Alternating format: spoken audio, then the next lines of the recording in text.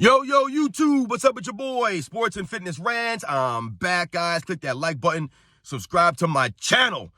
So, guys, in this video, man, I want to continue my assault on Scottie Pippen and the comments that he's made about Michael Jordan. We're going to continue with the same trend, and we're just going to cover certain situations, man. And in this video, I want to talk about Scottie Pippen and the Finals MVP award that he never got. Never got a Finals MVP award.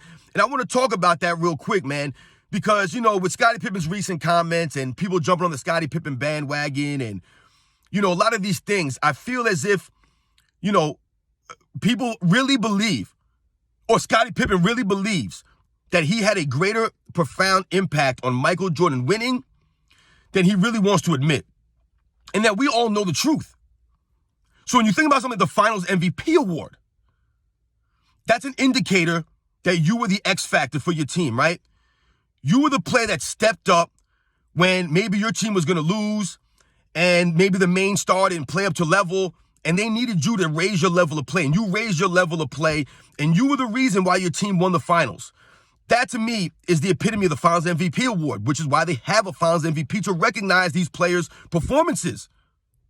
You don't have to be the best player on your team to win the Finals MVP. You don't.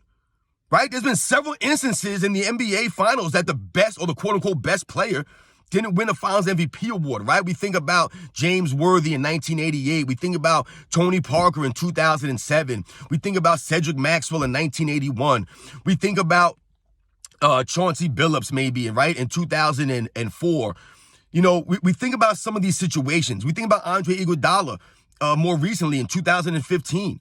You don't have to be the best player, the quote-unquote best player on your team to win the Finals MVP.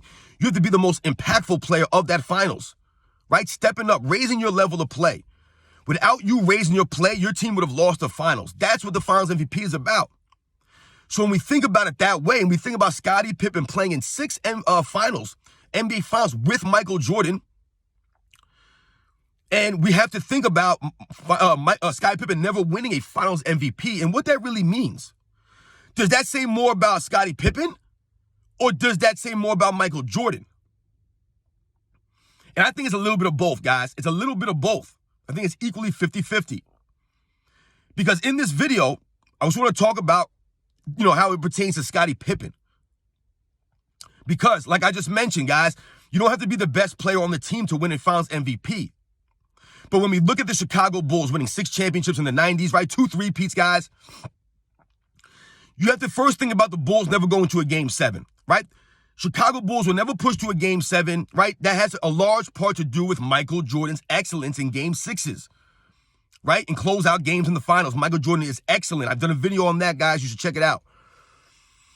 So when you think about that aspect, the Bulls never going to a 7th game, you can't have Scottie Pippen, you know, he never had a chance to have a, you know, all-world performance in a Game 7, right? He didn't have that opportunity.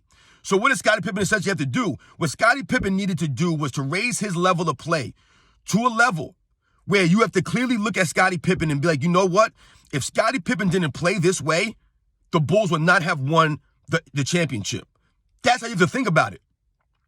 And when you go through every NBA Finals, 91, 92, 93, 96, 97, and 98, and you scrutinize game by game, and you look at the whole series, and you look at the numbers, right? You watch the games.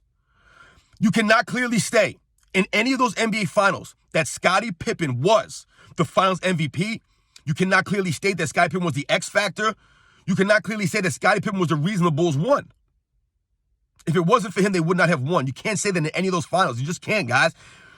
Because the one thing we have to remember as it pertains or as it relates to Michael Jordan is that there was never a time in the NBA Finals where Michael Jordan laid an egg for an entire series. Did he have a bad game? Yeah, he might have had a bad game or a quote-unquote bad game.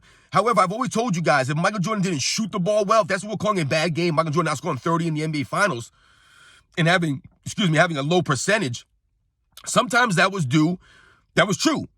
But also, there were times where Michael Jordan impacted the game in other ways, right? There were other ways he impacted the game, whether it was his playmaking, his rebounding, or his elite defense. Michael Jordan found ways to impact the game. There was never an NBA Finals, guys. There never was, where Michael Jordan performed badly. for the entire series, and Scottie Pippen had to raise his play and essentially carry Michael Jordan and the Bulls to the victory. He was the X factor. If he didn't raise his play, the Bulls, there's never a finals you can say that about, guys, because that was the thing about Michael Jordan. That's why I say it's 50-50. Michael Jordan was always known for raising his level of play in the finals to a level we've never seen before. Never seen before. Michael Jordan never laid an egg in the NBA Finals, never fouled out of an NBA Finals game and left Pippen out there on his own to finish the game, right? He never was injured and only played 15 minutes in an NBA Finals game or 20 minutes in an NBA Finals game, right? But Scottie Pippen left Michael Jordan out there like that several times, right? Whether he fouled out in 91 Game 3 or the bad back in Game 6 of the 1998 NBA Finals where he only played like 22 minutes. Michael Jordan never left Pippen out there on an island. And there's never a time that you can say Scottie Pippen deserved to win a Finals MVP. To me, guys, one of his best NBA Finals might have been like 91, 92, somewhere around there. He had really good finals in those. But then you look at Michael Jordan's playing those NBA Finals, it was head and shoulders above Scottie Pippen. It was all world.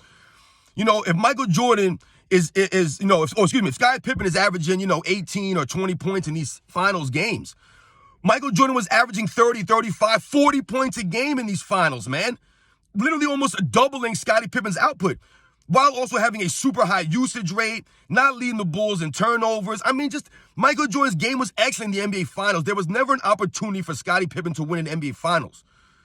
So when we think about that and we think about Scottie Pippen's comments and we think about people trying to jump on the Scottie Pippen bandwagon and people trying to say that Michael Jordan won nothing without Scottie Pippen, yes, that may be true on the surface, but what they're essentially trying to do is they're trying to bump Scottie Pippen up to make it seem like his impact was way, way, way more than it was in actuality. And how do we know that? By the Finals MVP. He played in 6 finals with Michael Jordan. 6. It wasn't like he played in 2 or 3. He played in 6. 6 opportunities to dominate an NBA Finals, to raise his play above Michael Jordan, to carry the Bulls, to help Michael Jordan in a way that we never saw. And he never did that. Scottie Pippen never raised his play like that. Because why? Because Scottie Pippen was not that kind of player. He was not a consistent scorer. He was not a consistent shooter. He just was not consistent like that. The man, I think for his career, averages like 69%, 70%, barely 70% from the free throw line shooting. Scottie Pippen. A lot of seasons he shot under 70% from the free throw line. There were series in the playoffs that he shot in the 50s from the free throw line. Scottie Pippen did not have a jump shot like that. He did not have the touch like that. He didn't have handle like that. I've heard people say that Scottie Pippen was a better dribbler than Michael Jordan. I don't know where you're watching or what you're watching, but it's not even true.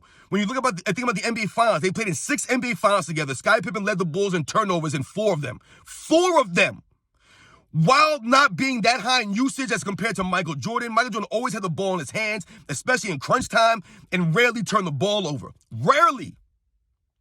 So you think about all those aspects, it just doesn't make any sense when people try to make it seem as if Pippen was the reason Michael Jordan was winning, or for Scottie Pippen to say things that he was just as impactful as Michael Jordan, or that he was the real leader of the Bulls. All these things don't add up, and the NBA Finals was a clear indicator of that.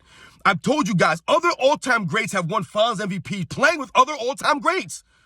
James Worthy won it playing with Magic and Kareem. Cedric Maxwell won it playing with Larry Bird. I mean, come on, man. Tony Parker won it playing with Tim Duncan.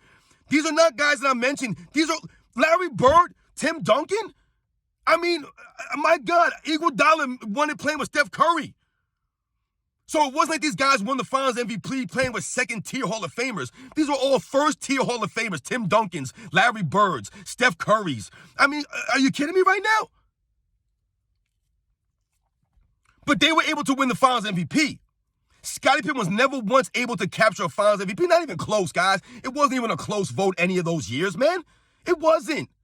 And yet in 1997, Michael Jordan pulled Scottie Pippen out by his jersey to receive the Finals MVP trophy with him, and they both lifted it up to the sky. They both raised the Finals MVP trophy, and Michael Jordan, in that exchange, if you listen close, he says, "You're my Finals MVP, dog." That's what he said to Scottie Pippen. Go back in history and watch how many players won the Finals MVP and pulled out their secondary teammate and said, "You're my MVP." I don't think you can see that in history, guys. It's very rare. But Michael Jordan did that for Scottie Pippen when he didn't have to do that. But that's how much he meant to him.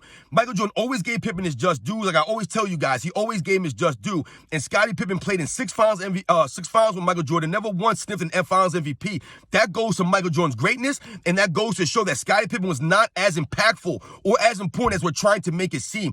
Was Scottie Pippen important? Absolutely, man. Everybody needs help. We have to stop this notion that Michael Jordan somehow doesn't deserve help, or that Michael Jordan somehow had all this help before Scottie Pippen got there, and then when Pippen came, they started winning.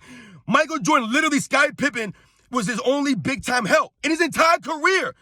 And we try to make it seem as if Michael Jordan had all these all-stars and Hall of Famers playing with him, and Scottie Pippen was the most important guy. Come on, man. What are we doing here, guys? That's not true. Don't rewrite history. Don't change the narrative. Because that's what Scottie Pippen's trying to do. He's trying to rewrite history and change the narrative that he was somehow more impactful or more important to Michael Jordan's career than he was to his. But remember, guys, and I'm going to leave it on this. Scottie Pippen asked Michael Jordan to induct him into the Hall of Fame. He asked Michael Jordan that, not the other way around, guys. So that shows you exactly how much Michael Jordan meant to Scottie Pippen.